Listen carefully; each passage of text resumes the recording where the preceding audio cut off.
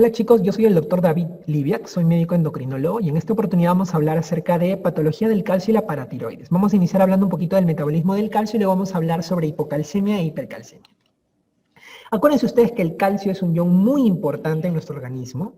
Es un ion tan importante que realmente existe un balance en cuanto a la cantidad de calcio que nosotros ingerimos por la dieta y la cantidad de calcio que se excreta. Vean ustedes que la ingesta de calcio aproximadamente son de 1 gramo por día, y luego mediante procesos de absorción, de secreción, etcétera, vamos a tener que finalmente o por medio de las heces se van a excretar 900 miligramos por día y por la orina 100 miligramos por día, es decir, un total de 1 gramo, de tal manera que haya un balance entre la ingesta y la excreción de calcio.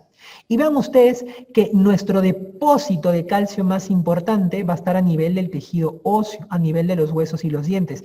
Ese va a ser el depósito del cual se va a meter y sacar calcio. Siempre va a haber un balance y este va a ser nuestro depósito principal de calcio. ¿Cuáles son las funciones que va a tener el calcio? ¿Por qué es importante el calcio? Acuérdense que a nivel del hueso el calcio va a ser importante porque va a permitirle dar esa consistencia o el mantenimiento, la fuerza en lo que respecta a la densidad mineral ósea. Va a ser importante en la mineralización del hueso. A nivel neurológico, el calcio también es importante porque va a permitir que haya una adecuada transmisión sináptica.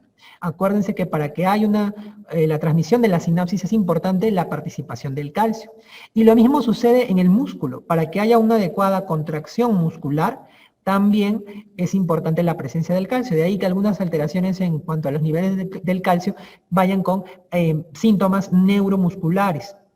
A nivel endocrino, el calcio es importante para la secreción de hormonas. Acuérdense que las hormonas están empaquetadas en gránulos y el calcio es importante para que estos gránulos sean liberados por las células endocrinas. A nivel hematológico, el calcio es importante como factor de la coagulación. Acuérdense que es el cuarto factor de la coagulación, entonces es importante en la cascada de coagulación. Y finalmente a nivel bioquímico es importante porque va a ser un cofactor en muchas reacciones enzimáticas. De ahí la importancia del calcio en nuestro organismo. ¿Cómo se hace la regulación hormonal del calcio? Nosotros vamos a tener dos hormonas principales para regular los niveles de calcio en la sangre. En el caso de la paratiroides va a secretar esta hormona que es la paratormona, que usualmente es la hormona que tiene mayor preponderancia en cuanto al control hormonal del calcio. ¿Y cuál va a ser o cómo va a actuar esta paratormona? Vean ustedes que cuando el calcio baja en la sangre, esto es detectado por las células principales de la paratiroides que tienen un sensor de calcio, de tal manera que se secreta la paratormona. La paratormona lo que va a hacer es aumentar la reabsorción ósea, es decir, sacar calcio del hueso, roer el hueso para sacar calcio, por eso ustedes ven aquí las flechitas que saca calcio. Va a aumentar la absorción intestinal de calcio, que lo va a hacer de manera indirecta a través de la ayuda de la vitamina D, como vamos a ver en la siguiente lámina, y va a disminuir la excreción renal de calcio. O sea, va a permitir que haya mayor conservación de calcio a nivel renal. Con estos efectos lo que logra la paratormona es finalmente controlar o mantener los niveles de calcio en un rango normal en la sangre. Cuando el calcio se eleva demasiado en la sangre, entonces se activa otra hormona, que es la calcitonina, que en este caso no es secretada por la paratiroides, sino por la tiroides, y específicamente por las células parafoliculares, o llamadas también células C. Estas células parafoliculares tienen los efectos contrarios a la paratormona, es decir, disminuye la reabsorción ósea y de esta manera permite que el calcio ingrese al hueso, mineraliza el hueso, disminuye también la absorción intestinal de calcio y eso también lo hace de manera indirecta, inhibiendo la acción de la vitamina D. Y finalmente aumenta la excreción renal de calcio de manera que por la orina se elimine el excedente de calcio. ¿Y cómo actúan la paratormona y la vitamina D junto con la calcitonina? Porque habíamos hablado que la vitamina D actúa también o es importante. De hecho, la vitamina D y la paratormona tienen mucho mayor preponderancia o es más importante su rol que el de la misma calcitonina, ¿no? Entonces, habíamos dicho que nosotros, la glándula paratiroides, ante una disminución de los niveles de calcio, va a permitir que haya secreción de paratormona. La paratormona va a actuar a nivel del hueso, como habíamos dicho, aumentando la reabsorción ósea, es decir, royendo más el hueso para que pueda sacar calcio del hueso, para que salga el calcio del hueso. Pero a su vez también va a actuar a nivel del riñón, ¿no? Y a nivel del riñón lo que va a hacer es disminuir la excreción renal de calcio. Pero no solamente actúa en cuanto al mineral calcio, sino también regula el mineral fósforo. Aquí tiene una acción contraria y la paratormona lo que hace es aumentar la excreción renal de fósforo. Eso quiere decir que la paratormona a nivel del riñón disminuye la excreción de calcio, pero aumenta la excreción de fósforo o de fosfatos. A nivel intestinal habíamos dicho que actúa de manera indirecta. ¿Por qué? Lo que pasa es que la paratormona a nivel renal permite que la vitamina D se active. ¿Cómo es esto que la vitamina D se active? Vean ustedes, nosotros obtenemos la vitamina D ya sea a través de la síntesis a nivel de la piel, a través de la radiación solar que actúa sobre el colesterol para formar vitamina D, o lo que nosotros ingerimos de la dieta, de la alimentación, ya sea de origen vegetal, que es la vitamina D2, o de origen animal, que es la vitamina D3. Sean ambas fuentes, todas tienen que sufrir dos hidroxilaciones para poder volverse activa. La primera hidroxilación va a ser a nivel hepático, a nivel del hígado, y lo hace en la posición 25, de tal manera que se forma la 25-hidroxivitamina D. Y la segunda hidroxilación va a ser a nivel del riñón. A nivel del riñón se va a hidroxilar en la posición 1, formándose la 1,25-dihidroxivitamina D. Y esta 1,25-hidroxivitamina D va a ser la que va a permitir regular los niveles de calcio porque es la vitamina D activa. ¿Y quién permite que se produzca esta activación, esta hidroxilación en la posición 1 a nivel del riñón? La paratormona. La paratormona estimula a la 1-alfa-hidroxilasa para que la 25-hidroxivitamina D se convierta en 1,25-dihidroxivitamina D. Y esta es la forma activa de la vitamina D, es la que va a actuar a nivel del intestino. ¿Para qué? Para aumentar la absorción intestinal de calcio y también de fósforo. Eso quiere decir que a nivel del intestino la vitamina D, gracias a la activación de la paratormona, aumenta la absorción intestinal de calcio y de fósforo. Lo que finalmente va a aumentar la calcemia, y al aumentar la calcemia por encima de los valores normales se produce el aumento de secreción de calcitonina y la disminución de la secreción de paratormona. En cuanto a las alteraciones del calcio, vamos a tener la hipocalcemia y la hipercalcemia. La hipocalcemia nosotros denominamos a un valor de calcio sérico que es menor de 8,5 miligramos por decilitro. Dentro de la etiología de la hipocalcemia vamos a tener múltiples causas, pero las más frecuentes van a ser el hipoparatiroidismo y el déficit de vitamina D. De hecho, en los exámenes anteriores, y aquí el Fénix, han preguntado acerca de lo que es el hipoparatiroidismo. Sin embargo, acuérdense que hay otras causas como resistencia a la paratormona, el síndrome de hueso hambriento, la insuficiencia renal crónica y la hiperfosfatemia.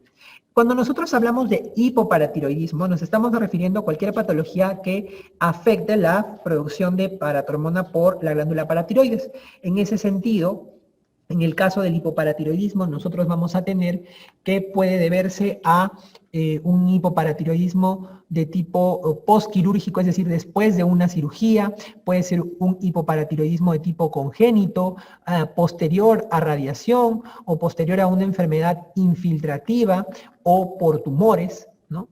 Pero de aquí lo más relevante que ustedes tienen que acordarse es el hipoparatiroidismo postquirúrgico. Sobre todo, aquellos pacientes que han sido operados de tiroides tienen mucho riesgo de hacer hipoparatiroidismo, ya sea de forma transitoria o de forma permanente. Entonces, cuando ustedes vean un caso clínico en donde les hablan de una cirugía de tiroides con un calcio sérico bajo, con síntomas que ya vamos a ver a continuación, entonces ustedes tienen que pensar que esa hipocalcemia se deba a un hipoparatiroidismo. En el caso del déficit de vitamina D, pues no es frecuente que el déficit de vitamina D haga hipocalcemia, generalmente es cuando el déficit de vitamina D es muy severa. Y en estos casos lo característico, como la vitamina D no solamente aumenta la absorción intestinal de calcio, sino también de fósforo, vamos a encontrar pacientes que suelen tener calcio bajo asociado también a fósforo bajo. En cuanto a la clínica de la hipocalcemia, ustedes siempre tienen que acordarse de dos signos patognomónicos, que son el signo de Trousseau y el signo de Chebostek. Este signo de Chebostek lo pongo aquí. Acuérdense, la C de Chebostek, C de cara. Ustedes lo que hacen es percuten a nivel de la articulación temporomandibular y lo que van a encontrar es que en los pacientes con hipocalcemia va a haber una contracción de los músculos de la hemicara que ustedes han percutido. Vean ustedes cómo es como si el paciente hiciera un guiño, ¿no? Se torciera un poco la hemicara del lado que ustedes han evaluado. Y el otro signo patognomónico de la hipocalcemia es el Trousseau. Acuérdense, T de tensión arterial. ¿Cómo se logra este signo? Les ponen ustedes el manguito para tomar la presión del tensiómetro, lo insuflan por encima de la presión sistólica y van a ver que con el paso de los segundos y minutos el paciente va a hacer una contracción a nivel de la muñeca y la mano. Vean ustedes característicamente en esta posición que va a ser patognomónico de la hipocalcemia. Entonces, cuando ustedes tengan Chebostek y Trousseau, ustedes están pensando en hipocalcemia, es signos patognomónicos de hipocalcemia. Sin embargo, no son las únicas manifestaciones clínicas de la hipocalcemia. Los pacientes con hipocalcemia también pueden presentar espasmos musculares. También estos pacientes pueden presentar fasciculaciones, ¿no? Pueden presentar también tetania, que es un grado de contracción máxima, donde el paciente tiene contraído todos los músculos y pone en alto riesgo su vida. Pueden presentar también los pacientes parestesias, esa sensación de hormigueo, de hinchazón en las manos, en el cuerpo, en la cara, alrededor de los labios, ¿no? Van a presentar también estos pacientes o tienen riesgo de presentar arritmias. Y acuérdense ustedes que a nivel del EKG, algo característico de la hipocalcemia es la prolongación del QT. Característico también de la hipocalcemia. Ustedes cuando tengan esta clínica, el Chebostek, el Trousseau junto con estos signos, es altamente sugestivo y esto también ha sido pregunta de exámenes anteriores. En cuanto al tratamiento, entonces en el caso del tratamiento, lo que tenemos que dar en estos pacientes es básicamente calcio. El calcio lo vamos a poder dar por vía oral o por vía endovenosa, dependiendo de la gravedad de la hipocalcemia. Y vamos a tener también que en muchos casos vamos a tener que asociar vitamina D, sobre todo en los casos de hipoparatiroidismo, donde no se va a poder dar una vitamina o no se va a poder activar la vitamina de manera adecuada, entonces hay que dar un suplemento ahí de vitamina D. Lo contrario vendría a ser la hipercalcemia. En este caso, la hipercalcemia es un nivel de calcio sérico mayor de 10.5. Y en cuanto a la etiología, ustedes van a tener también dos etiologías bastante marcadas, que son el hiperparatiroidismo primario y la hipercalcemia de la malignidad. Sin embargo, también pueden haber otras causas de hipercalcemia, como ustedes ven ahí, la hipercalcemia hipocalciúrica familiar, inmovilización, hipervitaminosis D, enfermedad de Payet, fármacos, enfermedades granulomatosas y algunas endocrinopatías. Sin embargo, las dos anteriores son las que les mencioné inicialmente, son las más frecuentes. En el caso del hiperparatiroidismo primario, el hiperparatiroidismo primario es la causa más frecuente de hipercalcemia. Y de hecho, el hiperparatiroidismo primario ha sido también preguntado en exámenes anteriores, así que hay que tener muy en cuenta esta patología del hiperparatiroidismo primario. En cuanto a la etiología del hiperparatiroidismo primario, este se va a deber a la presencia de un tumor en la paratiroides, un adenoma paratiroideo, o a la hiperplasia de las glándulas paratiroides, que consecuentemente lo que hacen es aumentar la secreción, la producción de paratormona.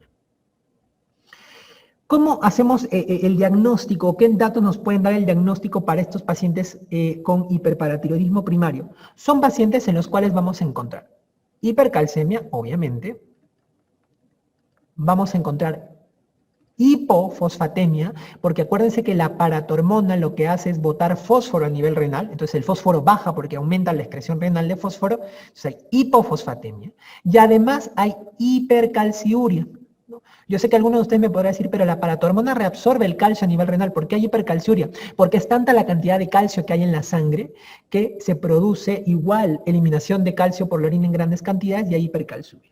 Entonces, esta triada de hipercalcemia, hipofosfatemia, hipercalciuria es muy característico del hiperparatiroidismo primario. Y obviamente a esto le suman ustedes el incremento en los niveles de paratormona. Si ustedes encuentran una paratormona elevada, con hipercalcemia, hipofosfatemia, hipercalciuria, es característico de un paciente con hiperparatiroidismo primario. Generalmente en el caso clínico les van a poner mujeres, usualmente posmenopáusicas, y lo que van a encontrar ustedes ahí también como dato importante es que estas pacientes pueden presentar osteoporosis, como dato alterno, y urolitiasis. La osteoporosis porque el hueso se empieza a erosionar para sacar calcio de ahí por acción de la PTH, el hueso se debilita, por eso hay osteoporosis, y urolitiasis por la hipercalciuria que se genera. En el caso de la hipercalcemia de la malignidad, aquí no hay un tumor o una hiperplasia de la paratiroides que genere un incremento en la PTH, ¿no? Acá el problema está en la paratiroides, en el hiperparatiroidismo primario, ¿no? Acá en la hipercalcemia de la malignidad, no. Aquí lo que vamos a encontrar es que va a haber en un paciente que tiene un antecedente de una neoplasia maligna, sobre todo a la cabeza, van a estar mama, pulmón y mieloma múltiple. Este paciente empieza a hacer hipercalcemia por 3 mecanismos básicamente. El primer mecanismo es la producción de un péptido similar a la paratormona, similar a la PTH. El segundo mecanismo es la presencia de metástasis que producen osteólisis, o sea, destrucción del hueso y concomitantemente liberación de calcio del hueso. Y un tercer mecanismo que es menos frecuente, que es el incremento en la producción de vitamina D, que es mucho menos frecuente. ¿Cuál es el más frecuente? La síntesis del péptido similar a la PTH, que ustedes lo van a encontrar también como el PTHRP o péptido relacionado a la paratormona. Cuando ustedes hacen la disquisición en el laboratorio para el diagnóstico, ¿qué es lo que van a encontrar? Van a encontrar hipercalcemia, no hay alteración en cuanto al fósforo, tampoco a nivel del calcio en la orina, y más bien lo que van a encontrar, en vez de una paratormona alta como en el hiperparatiroidismo primario, van a encontrar una disminución de la paratormona. Y si a eso ustedes le suman la medición de este péptido relacionado a la paratormona, lo van a encontrar alto. Ya se hacen ustedes la diferenciación entre uno y otro caso. Pero como les digo, mayormente les van a preguntar por el hiperpara primario. En cuanto a la clínica de la hipercalcemia, realmente es un poquito inespecífica la clínica de la hipercalcemia, pero vamos a poder encontrar que muchos pacientes se quejan de artralgias y mialgias. También vamos a encontrar que pueden haber cefaleas, puede haber epigastralgia, y puede haber también en algunos casos urolitiasis. Si la hipercalcemia es severa, también puede comprometerse el sensorio y estos pacientes pueden presentar también finalmente convulsiones, incluso coma. En el EKG también es característico encontrar una alteración importante, así como en la hipocalcemia encontrábamos que había una prolongación del QT, en este caso en la hipercalcemia hay un acortamiento del QT, o sea, lo contrario a la hipocalcemia. En cuanto al tratamiento, básicamente, aparte del tratamiento etiológico, los pacientes que tienen hipercalcemia hay que hidratarlos bien. Algunos pacientes van a necesitar bifosfonatos, esos mismos medicamentos que se utilizaban para la osteoporosis, pero en este caso con el efecto de que no se siga sacando calcio del hueso, ¿no? Y cuando es muy grave la hipercalcemia, los pacientes van a ir a diálisis.